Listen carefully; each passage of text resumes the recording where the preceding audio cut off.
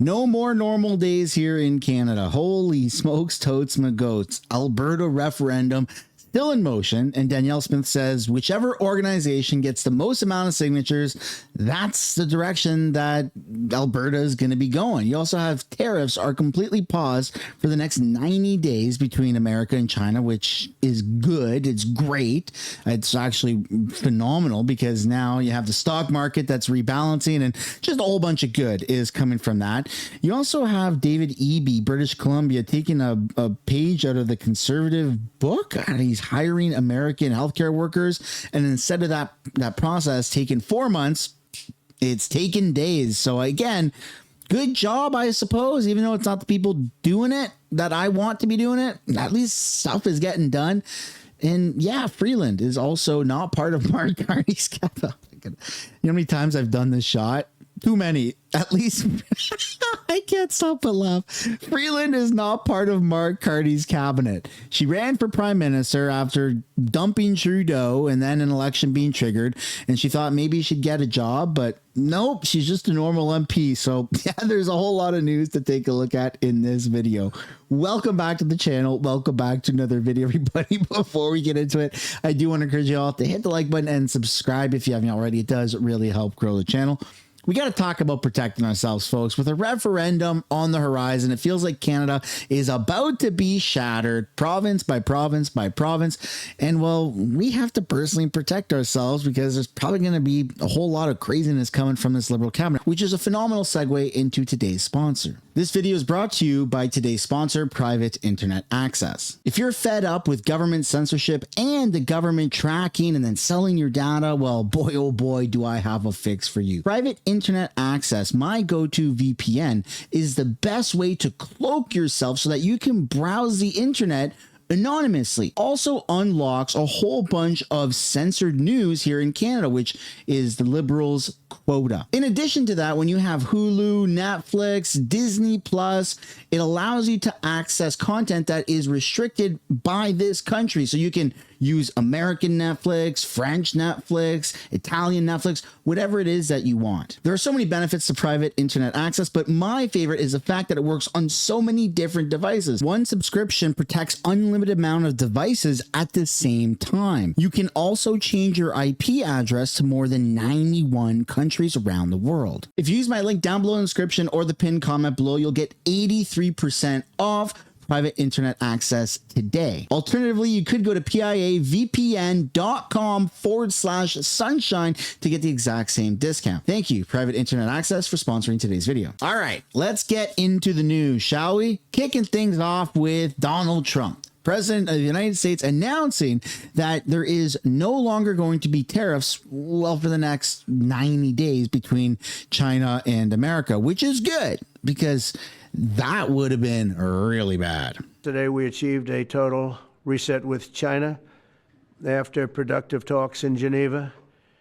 Both sides now agreed to reduce the tariffs imposed after April 2nd to 10% for 90 days as negotiators continue on the largest structural issues. And I want to tell you that a couple of things. First of all, that doesn't include the tariffs that are already on, that are our tariffs, and it doesn't include tariffs on cars, steel, aluminum, things such as that, or tariffs that may be imposed on pharmaceuticals, because we want to bring the pharmaceutical businesses back to the United States, and they're already starting to come back now based on tariffs because they don't want to pay 25, 50, or 100% tariffs, so they're moving them back to the United States. I spoke to Tim Cook this morning, and he's going to, I think, even up his numbers, $500 billion. He's going to be building a lot of plants in the United States for Apple, and we look forward to that. I really do look forward to that. But the talks in Geneva were very friendly. The relationship is very good. We're not looking to hurt China. China was being hurt very badly. They were closing up factories. They were having a lot of unrest. And they were very happy to be able to do something with us. And the relationship is very, very good. I'll speak to President Xi maybe at the end of the week. We have some other things we're doing. We made a great deal with China, great trade deal. But It was a much bigger deal originally, and then they canceled it right in the last day. And they've agreed to open China, fully open China. And I think it's going to be fantastic for China. I think it's going to be fantastic for us. And I think it's going to be great for unification and peace. I'd love to know what you guys think about that clip. Do you think this is good? Do you think this is bad? Do you think this is the art of the deal? Let me know your guys' theories down below. Moving on, we're now going to take a look here at what's going to happen with Mark Carney's cabinet. Apparently, there's going to be a whole lot of new faces. Carney is putting the finishing touches on his new front bench ahead of revealing tomorrow who he thinks can deliver and deliver fast on his promise to set Canada on a new path. Behind closed doors, Mark Carney and his transition team have been preparing to present who will take the lead on making the Liberals' campaign commitments come to life.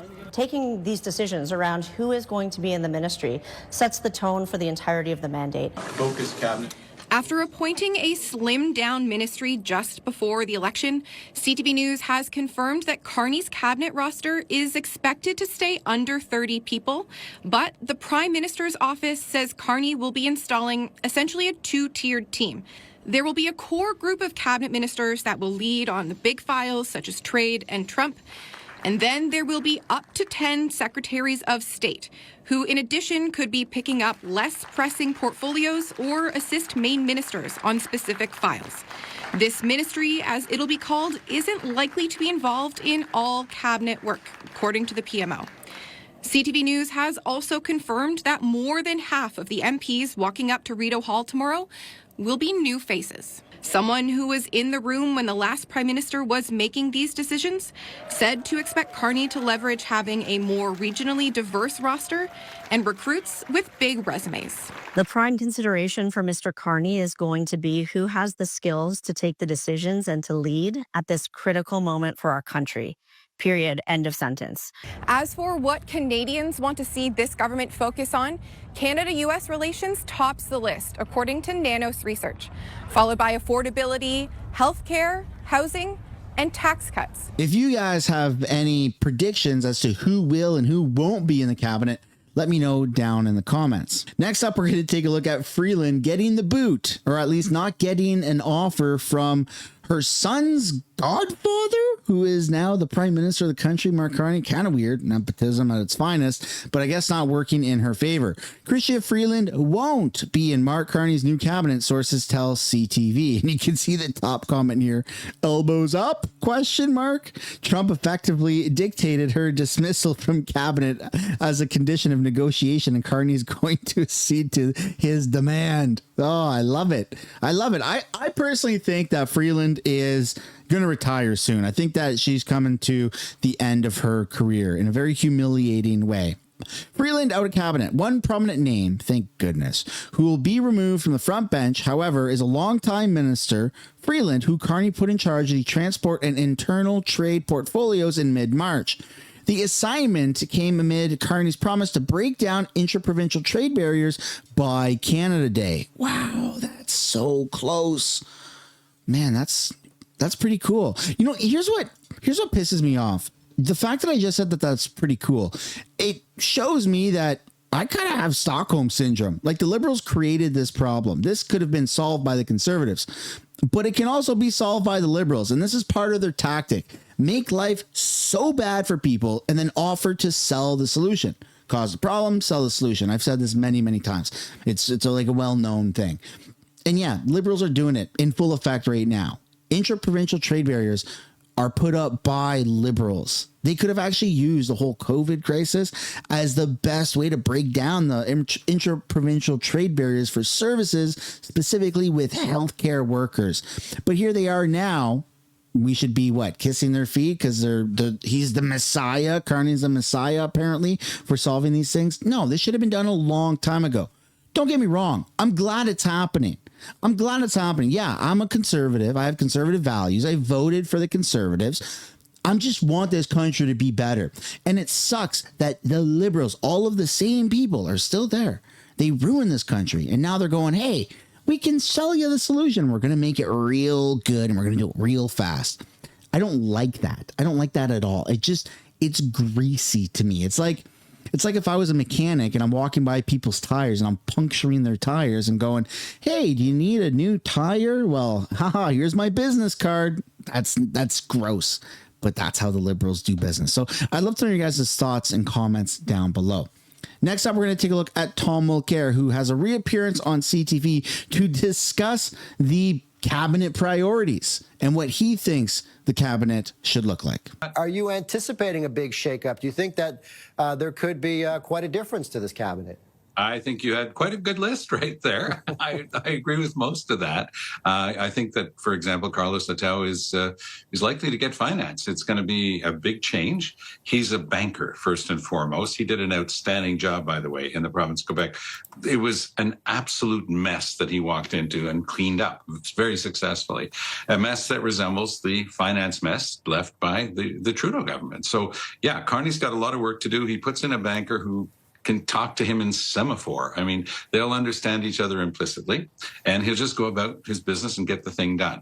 So I think that that's a pretty easy choice. I also agree that, and I've heard through several sources now, that Evan Solomon is going to cabinet. The idea of refreshing cabinet is essential. When you mention, for example, Buckley Belanger, I mean, there's a good reason for that. He's the Liberal in Saskatchewan. So, of course, he's going into cabinet. Remains to be seen what that role will be. But these are the types of people who will be able to refresh. The addition of these people makes it almost impossible for Carney to meet his objective of having at most 29. He wants to keep it under 30 if he in any way can. Mm-hmm. The only way for him to do that, he's going to have to drop a little bit of ballast. There are some people who were in cabinet now who made the cut for that smaller cabinet who might get dropped. And of course, very unlikely that any of the people that he dropped when he came in will make it back in. You can think, for example, of someone who was quite good. Mark Miller in immigration worked hard to clean up a real mess that was left there. Didn't make the cut with Carney. Will he make it back in? It's going to be a very tough thing. Yeah, so what kind of message overall do you think Carney is looking to send with his new cabinet? Either a message to Canadians or a message to his team, whether they make it back in or not? His messaging is around the economy. That's his number one thing. That's why he's there, to deal with the number one economic problem we have, which is our relationship with the United States and the threats being imposed by, and the tariffs being imposed by Donald Trump. So this is his number one concern. He's going to put a very strong team around him on that. For example, does Mélanie Joly keep foreign affairs? I think there's no certainty about that, because she really had a lot of difficulty on, for example, one specific file, which was Israel, the war between Israel and Hamas. And frankly, some of her positions were very difficult to square with anything that Canada's done in the past. So that might make it difficult for him to keep her there. Although, when she was at the White House with him recently, she showed that she had mastery of the file. So that might be enough to keep her in, but that's the type of tough deliberation that's going on.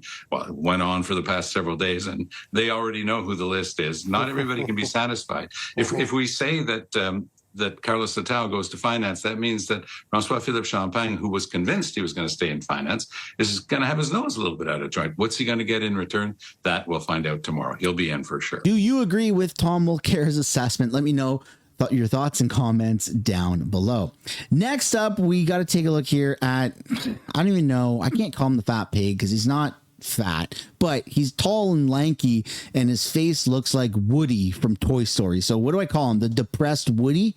David Eby, Communist Eby, is now apparently the saving grace of British Columbia healthcare and wants to start hiring immediately healthcare workers from America. Let's take a look at that. Just in early April, we made significant changes to how American-trained nurses are able to get to work in British Columbia, cutting the wait for nurses from up to 4 months to a matter of days being able to get to work here in the province. Since that early April implementation date, we have seen some significant impacts.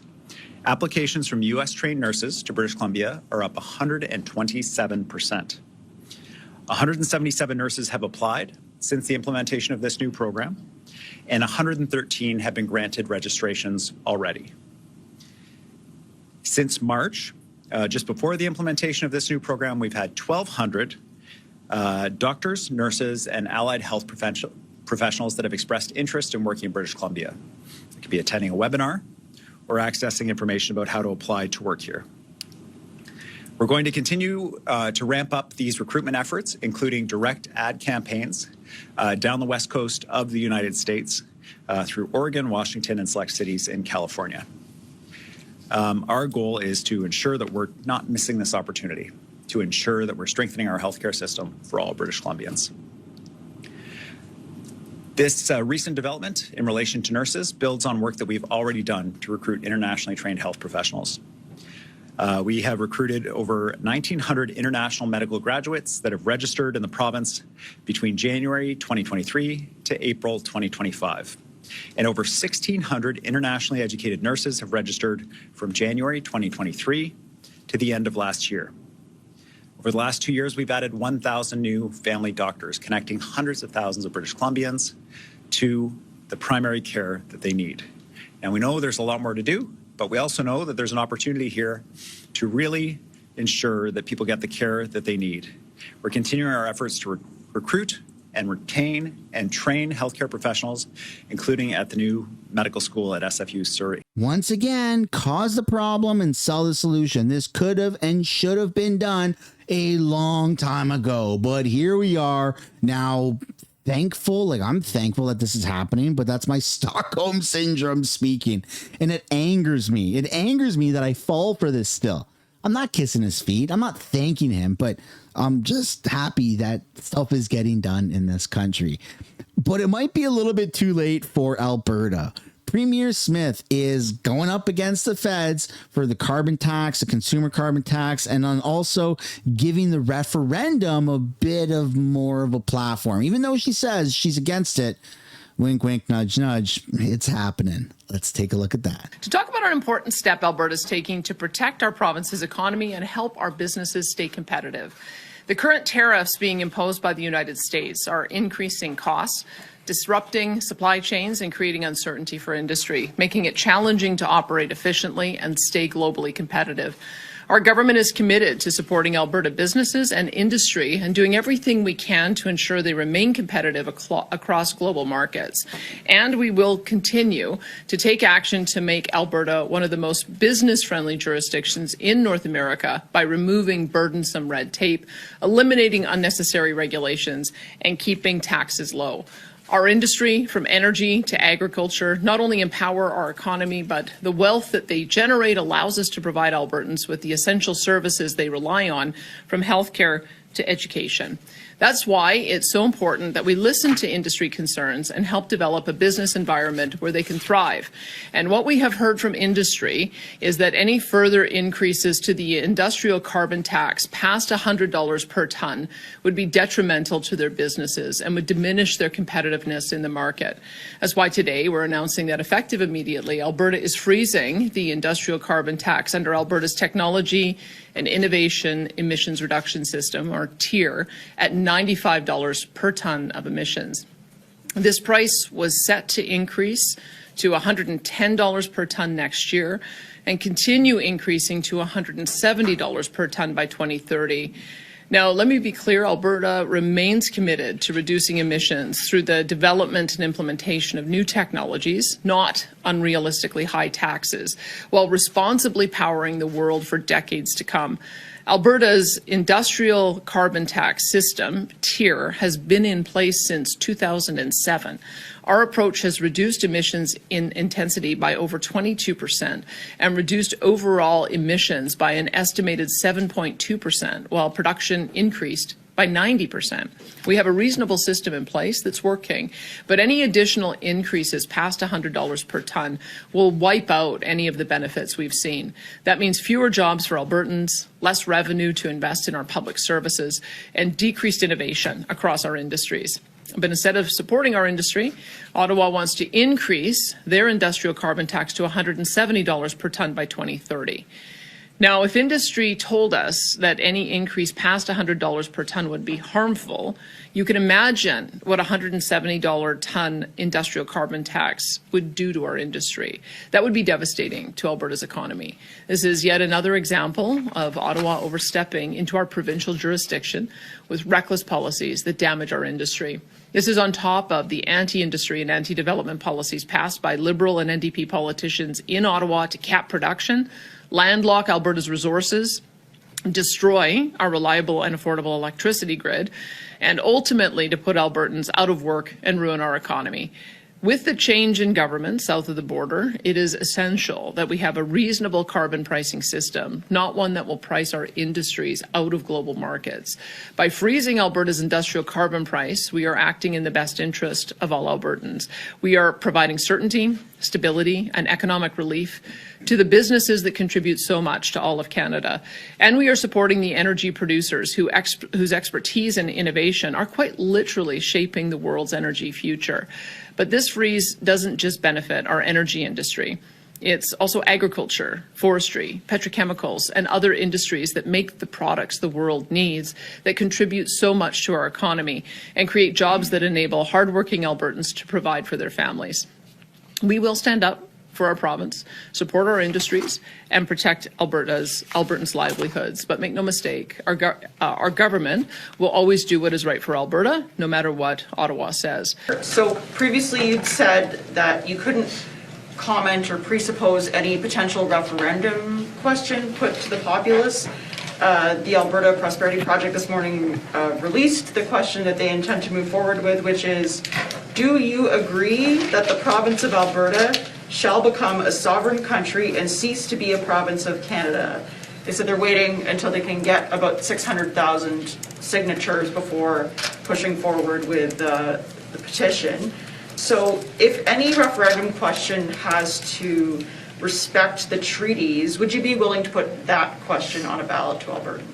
Well, as I mentioned, there is a citizen-initiated process. Having people sign up on a website saying that they will ultimately sign a petition is one thing.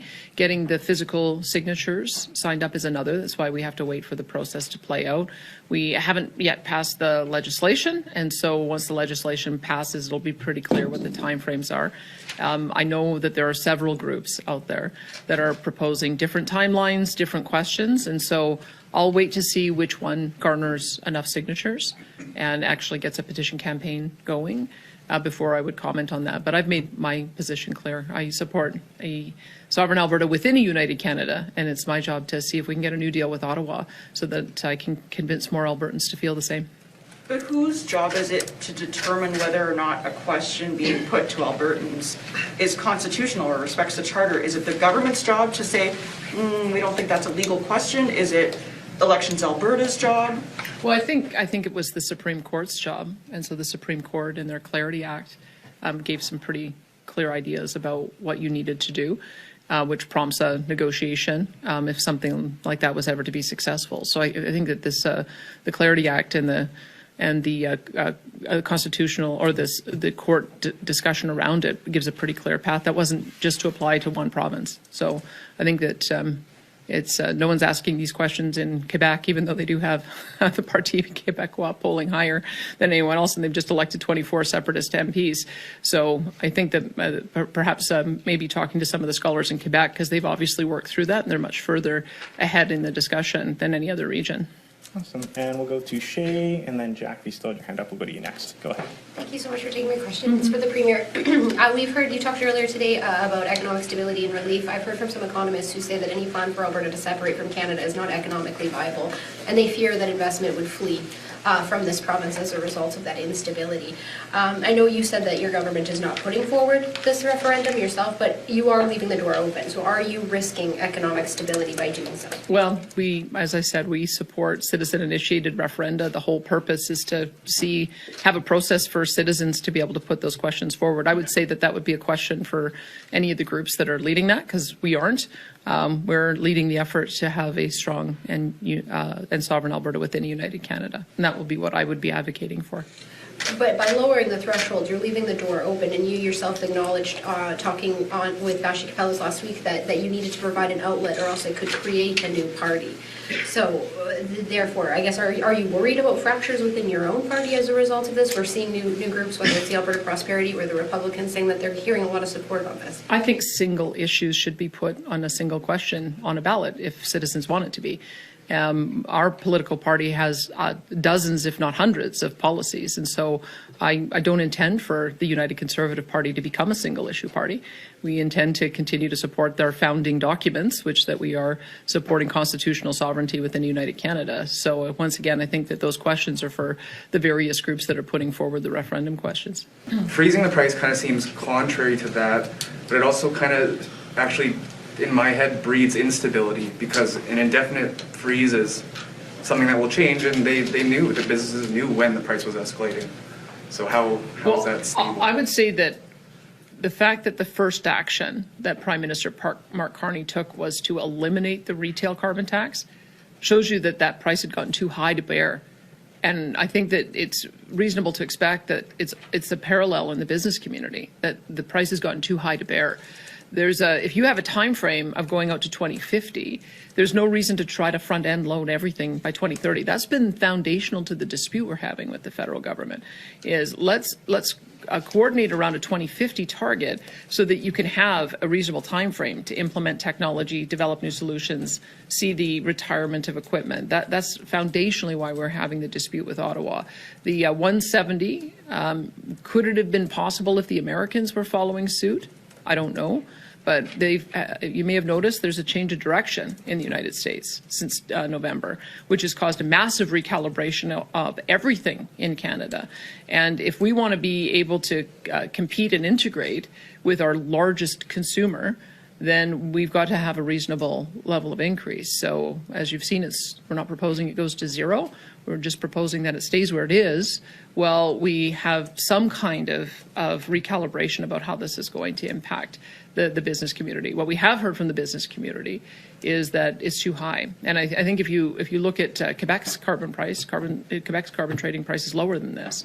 And so that is also one of the reasons why we're frustrated with the federal approach, is that it doesn't apply equally to all of the provinces. That was absolutely true on the retail tax, and it's certainly true on the industrial pricing as well. So this, I hope, will prompt a conversation for us to get in sync with the federal government. That's what we've been asking to do ever since I talked to Mark Carney's predecessor, and I mentioned this in our first conversation. And it may be, as you go forward, that there's a tolerance to increase it, but I can tell you, I think that the business community has reached its limit. And why does it matter? We're competing for capital with the United States. Those dollars can flow anywhere.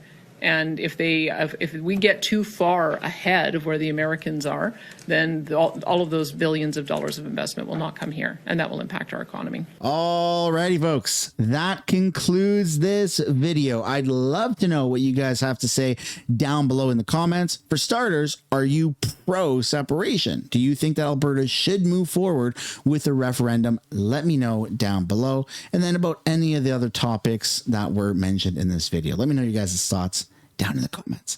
That is the end. If you guys haven't yet already, I'd really like to encourage you guys to slap a like on the video, subscribe to the channel, and thank you one last time to Private Internet Access for sponsoring this video. I'll see you all later. Bye for now.